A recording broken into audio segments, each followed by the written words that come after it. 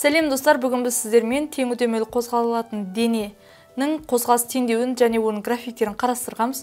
Өткен тақырыпта біз координатасын қалай анықтауды көрсеткен кезінде қозғалыс теңдеуін жазып кеткенбіз.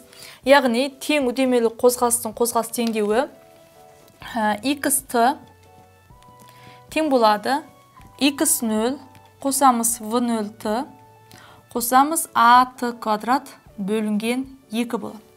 Енді көп жағдайда бізге теңдеу мысалға былай берілуі мүмкін, x тең мысалға 2t қосылған 8t квадрат деген сияқты. Көріп отырсақ, яғни t айнымалы ол орнында қалады, тек оның алдындағы коэффициенттердің сандық мәні беріледі. Яғни тура осы берілген теңдеу бойынша қозғалатын дененің қозғалысын сипаттасақ біз, онда бұл жерде бұл, яғни бастапқы жылдамдығы 2-ке тең, үдеуі 16 метр бөлінген секунд квадратқа тең, яғни әр секунд сайын 16 метр секундқа жылдамдығын арттырып жатқан үдемелі қозғалған дененің қозғалысын сипаттайтын теңдеу деген сөз. Көріп тұрғаныңыздай x0 тең 0 болып тұр. Ал бұндай кезде қарап отырсаңыз, t-ның екінші дәрежесі, яғни квадраттық теңдеу. Квадраттық теңдеудің графигі сіздер алгебра курсынан білесіздер, ол яғни қисық сызықты парабола болады. Мысалға, мынау график осы квадраттық теңдеулерге сәйкес келеді. Мысалға, мынау 0-ден 0 дегеннен басталып тұрған, ол мына x0 тең 0 болған жағдайға сәйкес келеді деген сөз.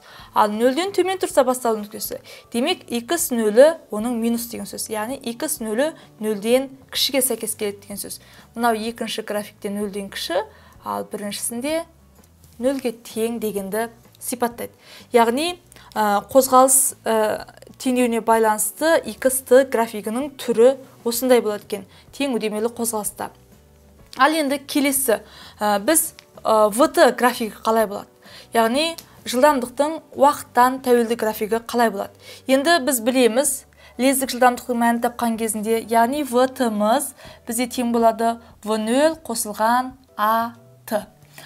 Мысалы, мынандай болуы мүмкін, vt тең 2 қосылған 3t деген сияқты. Яғни, бұл нені түсіндіреді? Яғни, бұл сызықтық функция біріншіден, яғни дәрежесі мынау t-ның 1, ол әдетте жазылмайды, яғни демек оның графигі түзу сызық болады деген сөз. Енді мына мәндер, яғни t-ның алдындағы коэффициент ол үдеуді береді, және мына бос мүшесі ол жылдамдығын береді екен бастапқы. Бұл, яғни бастапқы жылдамдығы 2, үдеуі 3 болатын үдемелі қозғалысты сипаттайды. Енді мысалы түзу сызық дедік, бірақ графиктің түрлері мынандай болуы мүмкін. Осының ішінде жылдамдығы 0-ден бастап үдеуіне сәйкес келіп тұрған ол мынау бірінші график. Яғни бастапқы жылдамдығы бірінші график үшін v0 тең 0-ге және үдеуі 0-ден үлкен. Ал мынау екінші графикте оның бастапқы жылдамдығы 10-ға тең, яғни v0 10-ға тең, және ол жерде оның үдеуі 0-ден кіші, яғни кеммел қозғалысқа сәйкес келеді. Ал уақыт өтіп жатыр, оған қажетті кезде уақыт өтуіне байланысты егер үдеудің мәні өзгермесе, жылдамдықтың мәні өзгермесе, яғни жылдамдық тұрақты деген сөз, демек бұл жерде үдеу мынау үшінші графикте 0-ге тең, өйткені жылдамдық тұрақты. Бұл бір қалыпты қозғалысқа сәйкес келеді екен. Енді келесі графигіміз қалды, ол әрине мынау үдеу мен уақытқа тәуелді график. Енді бұл график қалай салынады? Енді біз тең үдемелі, немесе тең кеммелі қозғалыстарды қарастырамыз. Тең үдемелі, тең кеммелі деген сөз, үдеуі тұрақты деген сөз. Яғни уақыт өтеді, бірақ үдеудің мәні өзгермейді. Қарап отырсаңыз, уақыт өтіп жатыр, бірақ үдеудің мәні 6-да тұр. Демек, мына бірінші графикке сәйкес келетін дененің қозғалысы, ол үдеуі тұрақты 6-ға тең болатын, яғни тең үдемелі қозғалысқа сәйкес келеді. Ал мына жерде қарап отырсақ, минус 3-те тұр. Ал бұл минус таңба, үдеуінің мәні минус 3 метр секунд квадрат болатын кеммелі қозғалысқа сәйкес келеді екен. Егер үдеу мына үдеудің графигі мынау x өсінің бойында жатса, ол демек үдеудің мәні нөлге тең дегенді түсіндіреді екен. Балалар, бүгін біз тең үдемелі қозғалған дененің қозғалыс графиктерін қалай талдайтынын көрсеттік. Яғни, ол әрине қозғалыс теңдеуіне байланысты.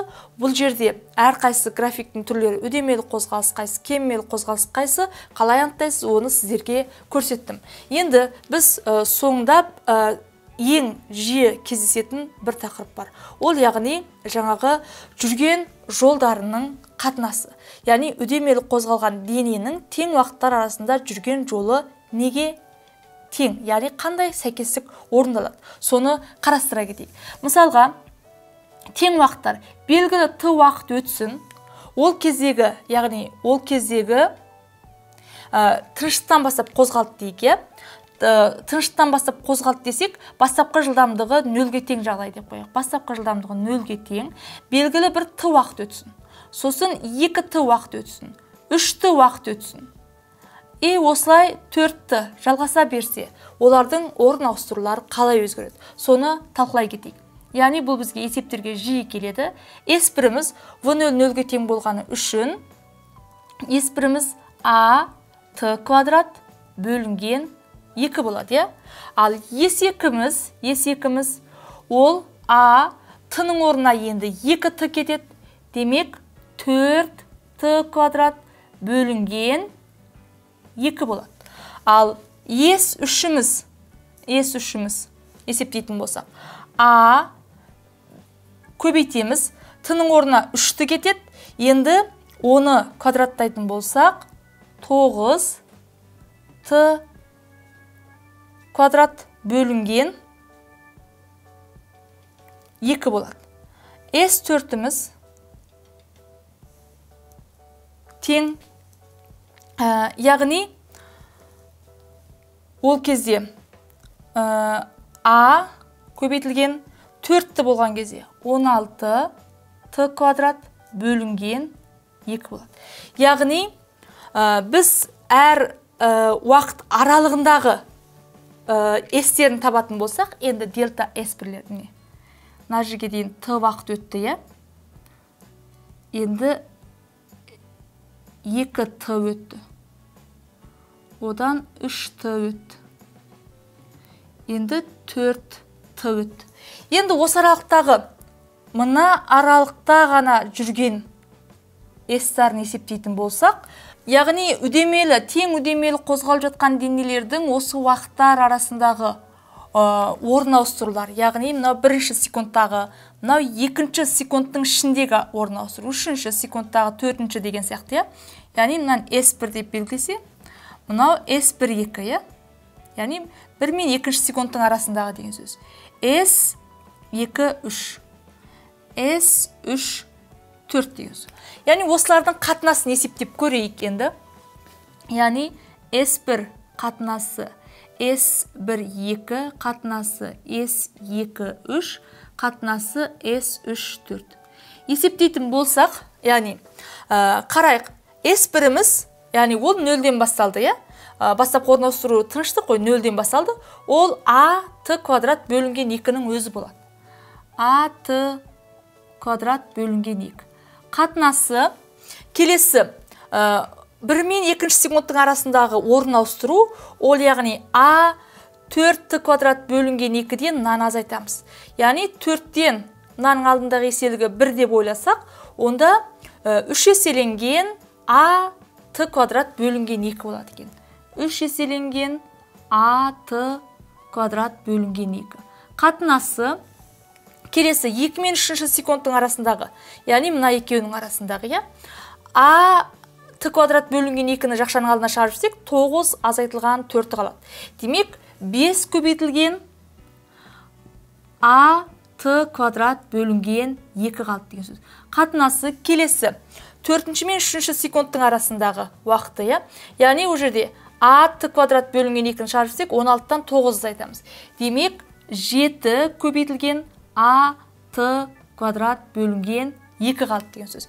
Енді қарап, қатынастарын есептегенде әдінде бөлініп тұрса, бірдей сандары бірдей жаңағы өрнектер қысқарып кетеді, яғни мынау а квадрат бөлінген 2, а квадрат бөлінген 2 дегендер қысқарып кетеді. Демек, біз мынандай өрнек аламыз. Яғни қатынастарын алсақ, бұл уақыттардың арасындағы орын ауыстыруларының жаңа айттым, а квадрат бөлінген 2-лер қысқарып кетсе, демек бірінші өрнекте бір ғана қалады, қатынасы 3-ке, қатынасы 5-ке, қатынасы бізде 7-ге болады. Яғни тең үдемелі қозғалыс кезінде, яғни үдеу тұрақты болған жағдайда, әр секунд сайын ауыстырған орын ауыстыруларының қатынасы тақ сандардың қатынасына сәйкес келеді екен. Мысалға, осы бойынша есептеу жүргізсек, мысалы, бірінші секундта ол 2 метр жол жүрсе, екінші секундта ол 6 метр жол жүреді. Өйткені 2 мен 6-ның қатынасы 1 мен 3-ның қатынасы деген сияқты. Яғни, есептеу барысында оңай болу үшін бұл формуланы да жаттап алсаңыз сізге артық етпейді. Балалар, осымен біз тең үдемелі қозғалысты толық сипаттап аяқтадық. Яғни, о барысында оның қозғалыс теңдеуін, графигін бәрін қарастырдық. Егер қандай да бір түсініксіз жері болса, осы видеоның астына пікір қалдырыңыз, мен сіздерге жауап беремін. Келесі кездескенше сау болыңыздар.